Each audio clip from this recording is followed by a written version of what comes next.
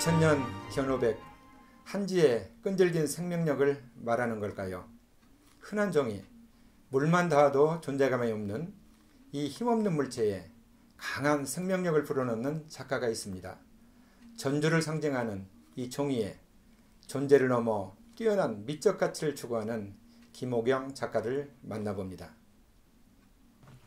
안녕하세요. 안녕하세요. 반갑습니다. 네, 반갑습니다. 꽃피는 봄날인데 요즘 코로나 때문에 네, 뭐 네. 전시나 뭐 이런 교육이나 이런 것이 많이 멈춰져 있죠. 그럼 요즘 어떻게 지내십니까? 그러게요. 바깥 세상은 여전히 시끄럽고 혼란스럽고 지혜가 많이 필요한 시기인 것 같아요. 네. 그래도 제게 찾아온 이 쉬어가는 시간은 제가 작업에 몰두할 수 있는 아주 너무너무 소중하고 좋은 지금 시간을 보내고 있습니다. 네. 아니 전주가 한지의 고장이라고 하는데 네. 한지가 어떤 특성을 가지고 있길래 이 한지를 가지고 공연을 하시는가 좀 궁금합니다. 한지의 특성에 때문에 공예가 물론 한지 공예가 이루어졌겠지만 제가 알고 있기로는 특성상 질기고 또 네. 가볍고 그리고 흡수성이 좋고 또한 그 당시에 처음 시작된 당시에는 어디 곳에서든지 구할 수 있는 아주 편한 재료였었어요. 네. 그래서 심지어 그 이제 버려지는 종이 그리고 폐서 이런 것들을 이용해서 재활용 활용 차원에서 시작된 게 한지 공예거든요. 네. 그래서 옛날에 우리 폐품까지도 실생활에 재활용할 수 있다는 선조들의 생활의 지혜를 볼 수 있는 게 이 한지 공예입니다. 한지 공예하면은 좀 다양한 이런 분야들이 있는데 우리 김호경 작가께서 뭐 전공한다 또 주로 많이 하시는 게 어떤 분야인지. 네, 한지 공예는 크게 이제 색지 공예, 그리고 네. 지승 공예, 지효 공예, 줌치 공예 이렇게 나눠져 있는데요. 네. 제가 하는 공예는 이제 그 중에서 색지 공예하고 지승 공예예요. 근데 이제 제 기억이 지금 1999년에 색지 공예를 시작을 했고요. 예. 2003년도에 이제 그때 전주 종이 축제에 예. 그 최영준 충남무형문화재 제2호 지승장님이 오셔서 지승 시연을 하신 적이 있어요. 예. 이제 그때를 계기로 이제 지승하고도 제가 이제 인연을 맺게 됐죠. 아, 그렇군요. 좀 이력이 뭐 예술대학 다니신 것도 아니고 좀 독특하신데 한지 공예를 이렇게 하게 된 뭐 동기 있으면 좀 말씀해 주시죠. 네, 저는 실은 미술하고는 전혀 동떨어진 삶을 살고 있었던 사람이고요. 큰애가 초등학교 다닐 때 아주 우연하게 화방을 간 적이 있어요. 예. 근데 화방 한쪽 코너에 너무너무 예쁜 색지들이 이렇게 가지런히 놓여져 있는 거예요. 그래서 네. 저게 뭐냐 했더니 이제 사장님께서 한지라고. 예. 저는 그때 실은 제가 독일 유학 다녀온 후라서 충격이라면 충격다운 그 문화적 충격을 좀 입었어요. 왜냐하면 제가 알고 있는 한지는 벽지나 그 문에 바르는 창호지가 전부였었는데 예. 거의 200가지 넘는 그 너무너무 예쁜 색이 한지가 있다는 게 신선했었어요. 예. 이제 그런 상황에서 한지 공예 강좌가 오픈이 된 거죠, 개설이. 예. 그래서 그때 바로 제가 거기 등록을 했고 예. 그때부터 이제 김혜미자 선생님 밑에서 색지 공예를 배우게 됐어요. 그럼 여기 지금 위에 많은 좀 작품들이 다양하게 있는데 저기 있는 게 좀 뭡니까 이게? 이건 지승 바루입니다. 지승 그 스님들께서 그릇으로 쓰시는 지승 바루인데요. 제가 11합으로 만들어 봤어요.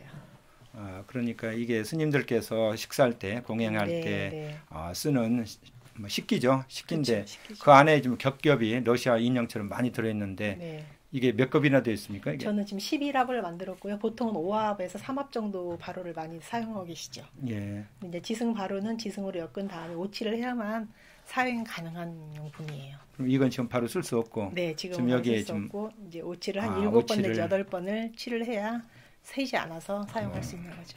선생님 네. 이 뒤를 보니까 우리 누나 수식 갈 때 가져갔던 장롱 같은 게 있어요. 이것도 이렇게 한지공예에 속하는 작품입니까? 네, 이것은 이제 2층 농이로 예. 좀 남성용품이에요. 예. 틀 자체가 여성용품은 남성용품인데요.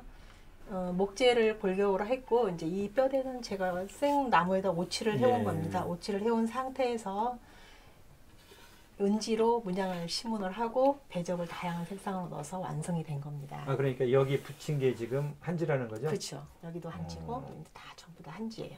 그럼 한 겹은 아니고 여러 겹이 들어있는 것 같은데. 보통 이제 문양을 심문을 할 때는 3겹 네. 내지 5겹에서 놓고 문양을 심문을 해야 나중에 네. 배적을 해도 이 문양이 틀어지지가 않거든요. 그럼 이게 세월이 지나도 뭐 바른다든가 떨어진다든가 그런 염려는 없나요? 떨어지진 않겠지만 한지라서 바래기는 할 겁니다. 근데 바라면 한지는 또 바르는 그 자체로 또 예뻐요. 그리고 이제 칠을 해놨기 때문에 이제 바림 정도가 많이 느릴 거고요. 그러면 이런 문양 같은 건 어떻게 선생님 직접 이렇게 새기는 겁니까? 네, 이제 이런 문양은 이제 제가 여기를 어떻게 무엇으로 어떤 형태로 완성을 할 것인가를 고안을 한 다음에 이제 이런 문양을 책에서 찾기도 하고 적당한 게 없으면 이제 제가 만들어서 하기도 하고 이제 그렇게 하고 있죠. 아주 고풍스럽게 보이고 또 화려하기도 하고 또 어떤 한지의 그런 오랜 그런 매력을 그대로 지닌 것 같아서 참 보기 좋습니다.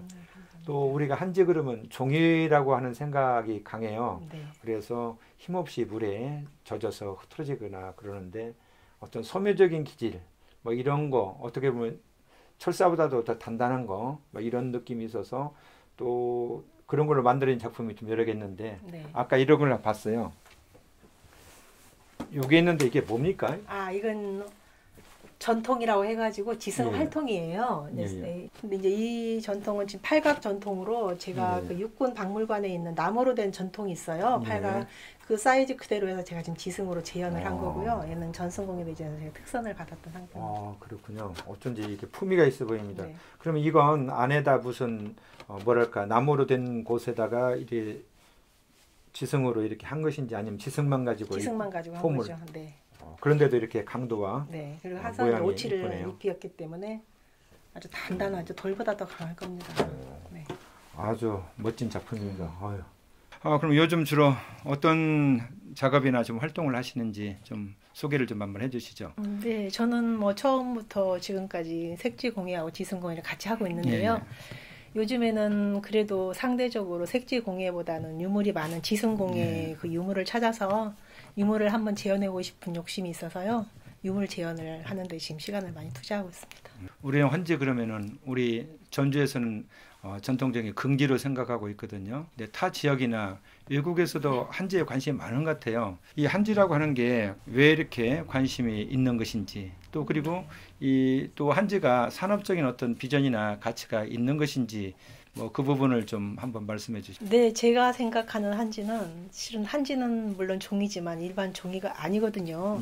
그리고 이제 외국인들이 관심을 갖는 그런 부분에 있어서 제가 첫 번째로 뽑아드리고 싶은 것은 한지는 자연 친화적이고 친환경적인 물성을 가졌다는 겁니다. 요즘에 친환경적인 삶을 추구하고자 하는 그런 요즘 트렌드에 걸맞는 그런 한지의 장점이 바로 자연과 인간이 공존하는 그런 장점을 가지고 있어서 서로 같이 맞물려지지 않나 하는 생각이 들고요. 그래서 실은 한지는 그 가치 자체로 이미 세계문화유산으로 자리매김할 수 있을 정도가 되어 있고 한지는 이미 세계화가 되어가고 있는 상황이라고 생각을 해요. 왜냐하면 이 문화산업 하면 우리나라에서는 한지 또는 한지를 배제할 수가 없어요. 왜냐하면 한지는 단지 종이가 아니고 우리 문화하고 우리 전통하고 우리 역사가 숨어있는 그런 일종의 우리 유산이잖아요. 그런 한지를 활용한 문화산업이 세계화되어 가고 있다면 당연히 한지 산업은 그 세계로 가는 데에서 더 박차를 가할 수 있지 않을까 하는 생각을 감히 해봅니다. 그러니까 요즘 뭐 아토피 뭐 이런 뭐 새집 증후군 이런 거 피한다면 한지는 이제 천연적인 친환경적인 이런 재질이다 이런 말씀이시죠. 전시 참여나 많은 또 활동을 하고 계시는데 그 중에서 특히 기억에 남는 어떤 행사나 또 뭐 출품한 작품이나 이런 게 있으면 소개를 좀 해주시죠. 뭐 국내 전시, 해외 전시 많이 참여를 했는데요. 제 기억에 남는 것은 2012년도에 멕시코주에 있는 알버쿠키에서 했던 산타페 아트페어입니다.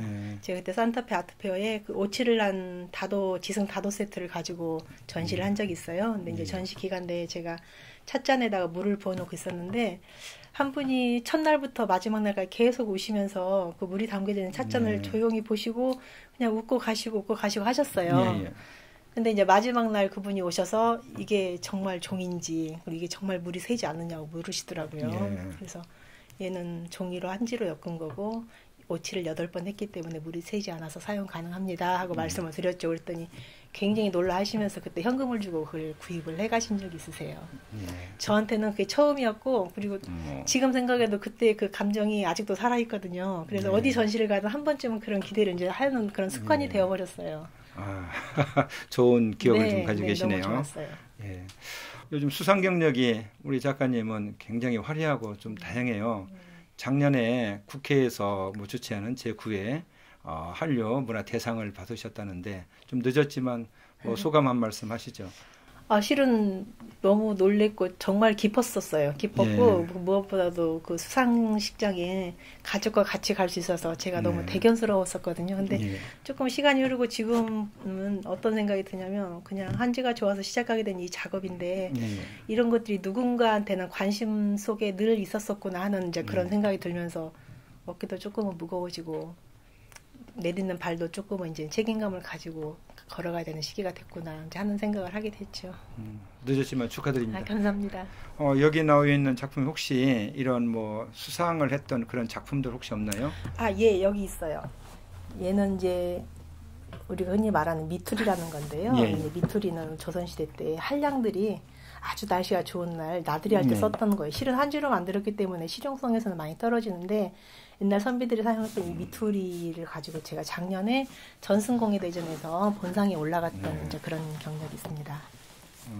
지금 여기를 보면은 가느다란 지금 실이거든요. 네. 이거 일일이 손으로 좀 다 이렇게 했다는 거죠? 네, 손으로 다 해서 이제 총을 받고 해서 이제 신었던 거죠.